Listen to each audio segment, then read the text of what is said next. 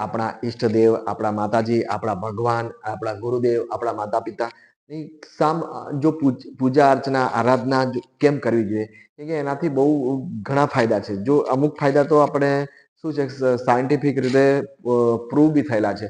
જો એના વિશે આપણે ટૂંકમાં વાત કરીએ, અત્યારની આપણી શું છે કે ભાગદોડ વાળી જિંદગી છે. ભાગદોડ એટલે અત્યારે શું આપણે જે પારિવારિક જીવન જીવતા હોય છે એમને શું છે કે ઘણી માનસિક અશાંતિ હોય છે.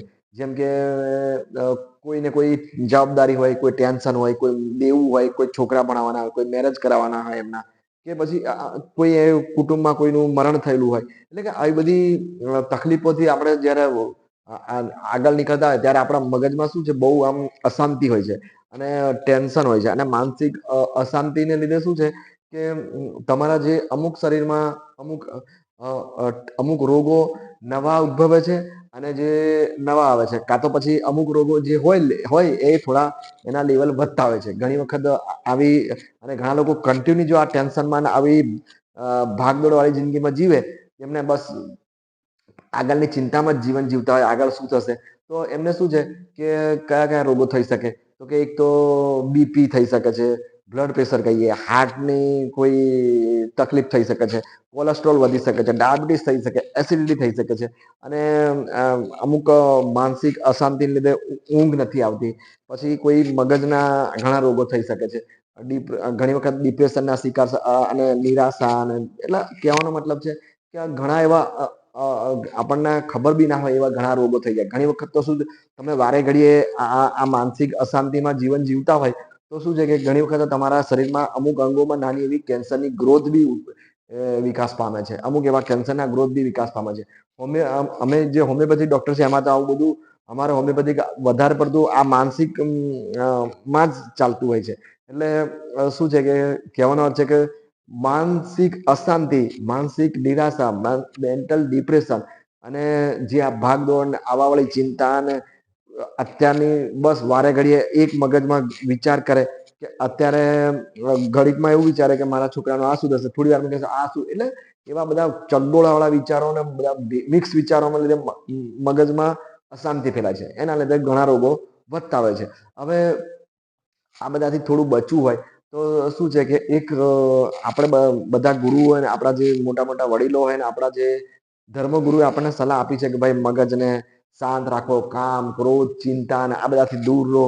અને અમુક એવા ભજનો બી છે. પણ શું છે કે આપણે જે સાંસારિક જીવનમાં આપણે જીવન જીવતા હોય છે ત્યારે આ બધું વાતો કરવી અઘરી પડી જાય છે. કારણ કે સાંસારિક જીવનમાં શું છે કે ઘણા પ્રોબ્લેમ હોય, ઘણી એમની જવાબદારી હોય છે. એટલે આપણે એમ કહીએ કે ભાઈ ચલો મગજ શાંત રાખો, મગજને બધું ચિંતા છોડી દો ને, એટલે એ બધું અઘરું પડી જાય છે. તો હું એક તમને ટૂંકો રસ્તો કહું છું કે તમે આખો દિવસ તો તમારી જવાબદારી આપણા જે ધંધાકીયમાં જે એમાં રહો, પણ શું છે કે સવારે 10 મિનિટ અને સાંજે 10 મિનિટ, ખાલી 10-10 મિનિટ સવારે અને સાંજે 10 મિનિટ થોડું થોડું 10-10-15 મિનિટ જો તમે તમારું મગજ એક જગ્યાએ કોન્સન્ટ્રેટ કરો અને મગજને શાંત રાખતા શીખો તો બી તમને મહિનામાં તમારા ઘણા રોગોમાં લેવલ નીચે જશે. કાં તો પછી તમને અમુક જે આવનાર મોટી મોટી બીમારીથી તમે બચી શકો છો. તો શું કરવું જોઈએ? તો કે ધ્યાન કરવું જોઈએ. ધ્યાન એટલે એટલું ધ્યાનના ઇમ્પોર્ટન્સ વિશે તો જેટલું કે એટલું ઓછું છે. મેડિટેશન કહીએ તો તમે કઈ રીતે કરો?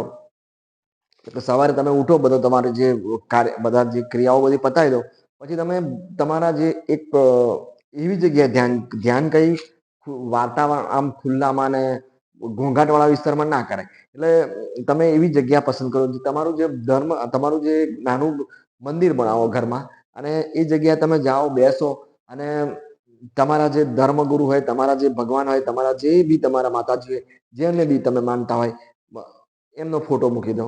એમના ફોટા સામે પછી 10 મિનિટ એમને ફોટાને જોઈ રહો. 10 મિનિટ જોઈ રહો. હવે જો તમે જયારે આ 10-15 મિનિટ તમે બગાડો છો, એ ટાઈમમાં તમારે કશું મનમાં કઈ હોવું ના જોઈએ. કોઈ બહારની દુનિયાને ભૂલી જ જવી પડે. સંસારમાં શું ચાલે છે, શું દેવું છે, શું નહીં, એટલે એ ટાઈમ તમારે ફક્ત વર્તમાનમાં જ જીવવાનું. અત્યારે શું છે કે આગળની ને પાછળની બધી દુનિયામાં વિચાર નહીં કરવાનો. અત્યારે તમે ભગવાન પાસે બેઠા છો તો ભગવાનનો ફોટો શાંતિથી જોયા કરો 10-10 મિનિટ, 15 મિનિટ, પછી બંધ આંખો પછી એનું એ જે ફોટો છે એને વિચારો શું છે શું. આ રીતે બી તમે એક 15 થી 20 મિનિટ ધ્યાન કરી શકો છો. અને એ 10-15 મિનિટ તમે કશું જ ના કરો, કોઈ બીજું કંઈ ના કરો, સંસારને ભૂલી જાઓ. બસ સંસાર એટલે માતા પિતા, આપણા જે છોકરા ને આપણા જે દુકાન, આપણી જે સવારની જે બધી દિવસ દરમિયાન જે ક્રિયાઓ છે બધું જ ભૂલી જાઓ. શું ટેન્શન છે, કેટલું દેવું છે, ને શું થવાનું છે આગળ, બધું ભૂલી જાઓ અને ભગવાનને યાદ કરો બસ. તો શું છે કે એ તમારું 10 થી 15 મિનિટનું ધ્યાન થઈ ગયું. હવે આ 15 મિનિટનું ધ્યાન, આમ તો જે તમે ધ્યાન કરો છો ને ત્યારે 10 થી 15 મિનિટ મગજમાં એક જગ્યાએ વાળી દીધું. એક જગ્યાએ વાળી દીધું એટલે એ ફક્ત તમે ભગવાનમાં ધ્યાન કેન્દ્રિત કર્યું. તો શું છે કે મગજના બધા જે ચગડોળે ચડેલા બધા વિચારો હોય એનાથી તમને શાંતિ મળી જાય. એટલે મગજ એટલી વખત તો તમારું એકદમ શાંત થઈ જાય.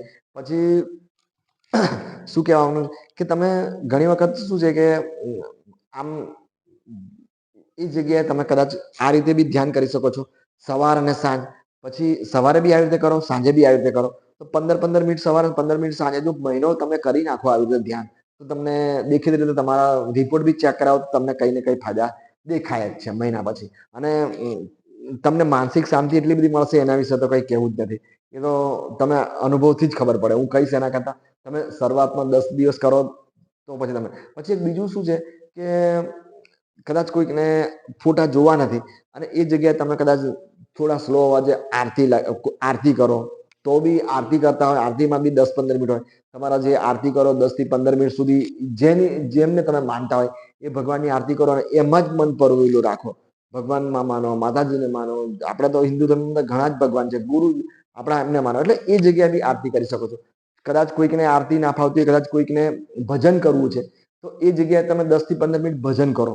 તો ફક્ત તમને જે ગમતું હોય એ ભજન, તમારા ભગવાનનું પ્રિય ભજન, તમને જે ગમતું હોય એ શાંતિથી સાંભળો 10-15 મિનિટ. એટલે કહેવાનો મતલબ છે આ રીતે તમે 10 થી 15, 20-20 મિનિટ એક જગ્યાએ મનને વાળો અને જેટલી બધી મનની જે બધી શું કહેવાય, બધી જે ચગડોળે ચડેલો હોય ને આપણા જે બધા બધા વિચારો હોય ને એ બધા આપણે એટલો ટાઈમ ભૂલી જાઓ. એટલે આ રીતે તમે શું છે ફક્ત એક આસ્થામાં જોડાઓ અને એક મગજની એક જગ્યાએ વાળો. હવે મગજ કોન્સન્ટ્રેટ કરવું એટલું બધું સહેલું નથી. તમારા જ્યારે મગજમાં તમારે કોઈ જવાબદારી હોય ને ત્યારે મગજને આપણે એવું કહીએ કે હું ડાયરેક્ટ મગજને એક જગ્યાએ વાળી દઉં, પણ અઘરું છે. એટલા માટે આપણા જે વડીલો અને આપણા ભગવાનો, આપણા જે પૂર્વજો આપણને શીખવાડ્યું છે કે એક જગ્યાએ આ રીતે વાળો, આસ્થામાં જાઓ. આપણા કોઈ ગુરુજનમાં કે આપણા ભગવાનમાં મન વાળો એટલે શું આપણું મન એક જગ્યાએ વળી શકાય અને થોડું સહેલું પડે. તો આ રીતે તમે સવાર સાંજ વાળતા થઈ જશો તો તમે શું કહેવાય, એક જાતનું ધ્યાન કરશો. હવે ધ્યાનના એટલા બધા ફાયદા છે તો એના વિશે વાત કરવી અઘરી પડે આટલા શોર્ટ વિડીયોમાં. તો એ રીતે તમે ધ્યાન કરો. હવે ભગવાન બુદ્ધે તો એમના જે અનુભવ અને એમને જેટલું તકલીફ પડી છે, એમને જેમ કીધું છે એ રીતે એમને માન્યું અને એમને કીધું છે કે એમનું બી માનવું છે કે ભાઈ ધ્યાન કરવાથી ઘણા જ ફાયદા છે. તમારા ઘણા જ રોગો તમારા, કેમ કે એમને તો એવું કીધું છે કે ભાઈ આ મગજ શાંત રાખો તો તમને રોગો જ નહીં થાય. ઘણા બધા રોગો તમારા શરીરમાં આવવાના જ નથી. પણ હવે શું છે કે વર્તમાનમાં જીવો એટલે તમે શું કે તમે ધારો કે તમે અત્યારે કોઈ ઓફિસ વર્ક કરતા હોય, ખુશ રહો. આમ જે કામ કરતા હોય એ કામમાં મન ભરો અને એક જગ્યાએ કામ કર્યા કરો. ધારો કે ડ્રાઇવિંગ કરતા હોય તો ડ્રાઇવિંગ જ કરો. બિનજરૂરી ચર્ચામાં ના પડો, બિનજરૂરી આગળ શું થશે પાછું ના એમાં ના પડો. એવી જ રીતે તમે ધારો કે જમવા બેઠા તો ફક્ત જમવા, એ બી એક જાતનું ધ્યાન જ થઈ જાય છે.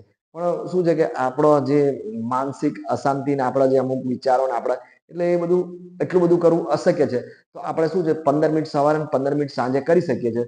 25 મિનિટ સવારે, થોડું વધારે બી કરો, જેટલું વધારે કરશો ધ્યાન એટલું કરશો સવાર સાંજ તો તમને બહુ ફાયદા થશે. પછી તમે દિવસ દરમિયાન શું છે કે બિનજરૂરી કચરામાં, જે બિનજરૂરી જે ટેન્શન ને ચિંતા છે એનાથી દૂર રહેતા શીખો. જે કામ કરો છો એમાં ફોકસ કરો. જે બી કામ કરો છો, ધારો કે તમારું ઓફિસમાં કંઈ કામ કરતા ઓફિસમાં જ મગજ કોન્સન્ટ્રેટ, તો એવી રીતે વર્તમાનમાં તમે જીવતા શીખી જશો તો તમારા ઘણા બધા રોગો નીકળી જવાના છે. હવે ભગવાન બુદ્ધે કઈ રીતે ધ્યાન એકદમ તમને વધારે ફાયદો થાય છે. આમ ઘણી વખત શું છે તમે બધા ભગવાનમાં માનવા જાઓ, ભગવાનમાં બી ધ્યાન સારું છે, પણ ઘણી વખત શું છે કે કોઈકનું છતાં બી ધ્યાન નથી દેવાતું. કદાચ ધ્યાન ધરવા બેઠા ભગવાનના વિચારો કરતા તો બી મનમાં કઈ ને કઈ વિચારો આવ્યા કરે. તો પછી એમના માટે ભગવાન બુદ્ધની એક સીધી અને સારી ટીપ્સ છે કે તમે બસ શાંતિથી બેસી જાઓ અને પોતાનામાં ધ્યાન ધરો. પોતાનામાં એટલે બસ પોતાનામાં. તો શ્વાસ લો છો, તમે જેમ શ્વાસ લો છો એમ બસ નોર્મલ તમારા એક જગ્યાએ શાંતિ જગ્યાએ બેસી જાઓ અને એક જગ્યાએ આ શાંતિથી બેસો, શ્વાસ લો છો અને શ્વાસ કાઢો છો એના પર ધ્યાન કેન્દ્રિત કરો. આંખો બંધ કરો, આ શ્વાસ લીધો, આ શ્વાસ છોડ્યો, આ શ્વાસ લીધો, છોડ્યો. તેરા રબ તુજમે હે, કેટલા આપણા ગુરુઓ કહી ગયા છે ભાઈ. કબીર સાહેબની બી એવી અમુક દોહા છે કે ભાઈ ક્યું બહાર ઢૂંઢે, તેરા રબ તો તુજમે હે. તો એટલે કહેવાનો મતલબ છે કે તમારામાં બી ભગવાન છે. તમે તમારા શ્વાસોશ્વાસ પર ધ્યાન કેન્દ્રિત કરો તો શું છે, એ ધ્યાન બહુ ઈઝી છે. અને એ ધ્યાનમાં શું, તમારું મગજ ભટકવાનું નથી. એક જગ્યાએ તમે કે તમારો શ્વાસ લેવાય છે અને તમારો શ્વાસ જે છોડાય છે, બસ એના પર જ ધ્યાન કરો. એટલે ઘણા લોકોને ધારો કે, તો તમે એમાં બી ધ્યાન કેન્દ્રિત કરી શકો છો. ઘણા લોકો શું છે કે ધારો કે કોઈકને કેન્સરની ગાંઠ થઈ હોય, પેટમાં આવે કે ગમે ત્યારે, તો એ લોકો શાંતિથી સવારે બેસે અને એક જગ્યાએ મગજ શાંતિ કરી દે અને એવું વિચાર્યા કરે 10-15 મિનિટ કે ભાઈ મારી કેન્સરની ગાંઠ ઓગળી રહી છે, મારી કેન્સરની ગાંઠ ઓગળી રહી છે. બસ એ સકારાત્મક વિચારો આવે એટલે અમુક સકારાત્મક તમારામાં પોઝિટિવ ઉર્જા આવે, તો એને લીધે અમુક એવા અંતઃસ્રાવ ઉત્પન્ન થાય શરીરમાં કે જેના લીધે આપણા શરીરમાં સારું અમુક જે ખરાબ બેલેન્સ થતું એને નાબૂદ કરી શકે અથવા ઓછું કરી શકે. તમે હવે માનો કે ના માનો, પણ આ શક્ય છે. ઘણા લોકોને એટેક, કોલેસ્ટ્રોલ અંદર શરીરમાં ફૂલ હોય અને એ લોકો બસ શાંતિથી વિચાર્યા કરે ભાઈ મારું કોલેસ્ટ્રોલ ઘટી રહ્યું છે, મારું કોલેસ્ટ્રોલ ઘટી રહ્યું છે. તો એ કોલેસ્ટ્રોલ ઘટવાનું જ છે, એમાં કોઈ નહીં. તમે હમણાં તમને ટેન્શન આવી ગયું હોય કે ભાઈ ધારો કે તમે કોઈ ટેસ્ટ કર્યા હોય તમને એવું લાગે કે હવે તમારામાં મોટું કેન્સરનો રોગ છે, તો એવી ખબર તમને પડી અને તમે મગજમાં વિચારે કરો હવે મારું કેન્સર વધી ગયું, હવે હું નહીં જીવું, નહીં જીવું, તો તમે અમુક ટાઈમ પછી મરી જ જવાના છો. એમાં કોઈ બે મત નથી. એટલે કહેવાનો છે કે જેવું વિચારો એવા બી અમુક શરીરમાં રોગો આવી શકે છે. તો કહેવાનો મતલબ મારો એટલો છે કે અહીંથી બી તમે રોગો લાવો છો અને નાબૂદ કરી શકો છો. તો તમે એવું આ બેલેન્સ, માનસિક શાંતિ એવી કરો કે માનસિક અશાંતિથી દૂર રહો અને ઘણા બધા તમારા રોગોમાં તમને ફાયદો દેખાશે. ઘણી વખત શું છે કે ઊંઘ પણ ઘણા રોગોની જવાબદાર છે. તમે આ બધા માનસિક અશાંતિ ને આપણી જવાબદારી ભાગદોડ ને ડિપ્રેશનમાં એના લીધે શું છે, ઘણી વખત તમે શું છે કે આમ ઊંઘ નથી આવતી બરાબર. એટલે રાત્રે તમે પેલા નહીં કહેતા અનિદ્રાના શિકાર બની જાઓ. તમને જેવું લાગતું હોય તો તમે ઊંઘવા બેસો ને તમને ઊંઘ નથી આવતો, તમે એ જ ટાઈમ પથારીમાં અથવા ના ઉઠો તો બી તમે શાંતિથી તમારા 10 થી 15 મિનિટ ઊંઘતા ઊંઘતા કદાચ આરતી સાંભળો, સારું એવું ભજન સાંભળો અને મગજ એ જ જગ્યાએ વાળો. પછી ઊંઘતા અથવા તમારા ભગવાનને યાદ કરો અને 10 થી 15 મિનિટ જે બી તમે જેનામાં ધ્યાન કેન્દ્રિત એક જગ્યાએ વાળ દો મગજને. અઘરું છે મગજમાં એક જ વિચાર પર કોન્સન્ટ્રેટ કરવું. એટલા માટે એક થીમ લેવી પડે છે. ગમે તે એક થીમ લો, તમે પોતાનામાં બી માઇન્ડ કોન્સન્ટ્રેટ કરો, ભગવાનમાં કરો, આસ્થામાં કરો, તમારા રોગમાં કરો, પણ પોઝિટિવ વિચારો રાખવાના. પોઝિટિવ વિચારો એટલે કે હકારાત્મક ઉર્જા, જેનાથી આપણને આપણું મન ખુશ રહેવું જોઈએ. પછી આપણે ડિપ્રેશનમાં જઈએ ને એવા વિચારો નહીં રાખવા. ડિપ્રેશનમાં રહેશો તો વધારે રોગોના તમારા લેવલ વધારે વધશે. એટલે આ રીતે તમે હકારાત્મક વિચારો રાખશો ગમે ત્યાં. ઊંઘ નથી આવતી, આમ શાંતિથી મને ઊંઘ આવે છે, ઊંઘ આવી જશે, ઊંઘ આવી જશે, તો તમારી ઊંઘ આવી જ જવાની છે 10-15 મિનિટ પછી. મને ઊંઘ આવી રહી છે, મને ઊંઘ આવી રહી છે, હવે આવી. એટલે કહેવાનો મતલબ છે કે હવે ઊંઘવા બેઠા હોય અને તમે થોડી વાર વિચારો આ કાલે પેલો માણસ આવશે, મારે પૈસા આટલા આપવાના, પેલો શું કરશું, કાલે મારા છોકરાનું મેરેજ છે, મારે આવી જાઓ. તો પછી ઊંઘ કઈથી આવવાની? મગજમાં થોડી વારમાં છોકરાનું વિચારે, થોડી વારમાં પેલું દેવું વિચારે, થોડી વારમાં એવું વિચારે કે હવે કાલે હું આ કરીશ, કાલે આમ કરીશ. એટલે મગજમાં એટલા બધા વિચારો કરે, મગજ અશાંત કરે, થાકી નાખે, થાકી જાય. તો પછી શું છે, મગજને બી શાંતિ જોઈએ ને. તો આ રીતે કહેવાનો મતલબ એવો છે કે તમે થોડું ધ્યાન કરો, મગજને એક જગ્યાએ વાળો. 10 થી 15 મિનિટ દિવસે વાળો, 10 થી 15 મિનિટ સાંજે વાળો, કોઈ પણ રીતે વાળો, કોઈ બી રીતે વાળો. કાં તો ગમે તે એક વિચારો કરો, કાં તો તમને હળવું સંગીત સાંભળો, કાં તો પછી ખુશ રહો. કહેવાનો મતલબ છે કે એ મગજમાં વાળીને શાંત રહો. એટલે તમે પૂજા કરો, અર્ચના કરો, આરતી કરો, ભજન કરો 10-15 મિનિટ. એટલે એ શું થોડું ઈઝી પડે. પછી તમે એમાં બી તમને એવું લાગે મને મગજ શાંત નથી, મારા મનમાં વિચારો આવ્યા જ કરે છે, તો તમે પોતાનામાં શરીરને કેન્દ્રિત કરો. કોઈ મોટા રોગવાળા પોતાના રોગ વિશે હકારાત્મક વિચાર લાવો કે ભાઈ મારો રોગ મટે છે, મારો રોગ મટે છે, મટે છે. 15-20 મિનિટ આંખો બંધ કરી, રોગ જાય છે, રોગ મટે છે, રોગ મટે છે. તો રોગ બી ધીરે ધીરે મટવાનો જ છે એ રીતે. તો અને આપણે શું વિચારીએ, ભાઈ મને બીપી થઈ ગયું, બીપી વધી ગયું, હવે મને શું થશે, એટેક આવશે, એટેક આવશે. તો પછી એટેક જ આવવાનો છે. એટલે કહેવાનો મતલબ છે કે થોડું હકારાત્મક વિચારો વાપરો, પ્રેઝન્ટમાં જીવો, વર્તમાનમાં જીવો. વર્તમાનમાં થોડી પરિસ્થિતિ આપણી જો ફેમિલી લાઈફમાં થોડી ભાગદોડ વાળી લાઈફમાં થોડું અઘરું પડતું હોય તો થોડું 15 મિનિટ સવારે ને 15 મિનિટ સાંજે, એ બે ટાઈમ તો તમે એક જગ્યાએ વાળી શકો છો ને, ચિંતા કર્યા વગર એક જગ્યાએ. કદાચ 2 ટાઈમ ના વાળો તો 1 ટાઈમ તો વાળવું જ પડે.